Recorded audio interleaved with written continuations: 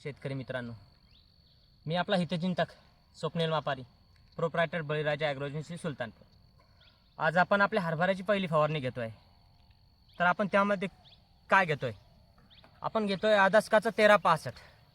त्यामध्ये नायट्रोजन 13% आणि फॉस्फरस 65%. नत्र नायट्रोजन वाढीसाठी आणि फॉस्फरस शाखीय वाढीसाठी, फुटव्यांसाठी. खूप सुंदर असे रिझल्ट आहे 1365चे.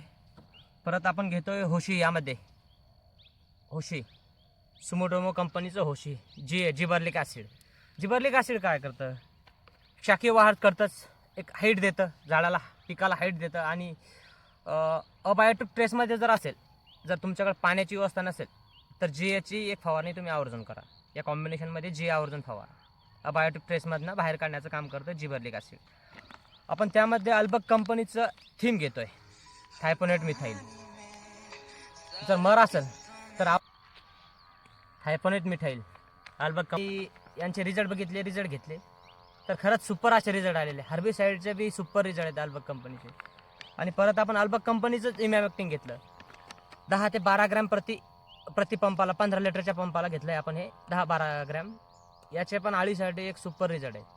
तर ही फवारणी आपण केलेली आहे आणि आपण 10-12 दिवसात परत येऊच. रिझल्ट कसे आले तुम्हाला परत दाखविलंच मी. तर अशाच नवीन व्हिडिओसाठी आपल्या यूट्यूब चॅनलला सबस्क्राईब करा आणि आपल्या इंस्टाग्राम चॅनलला फॉलो करा. धन्यवाद.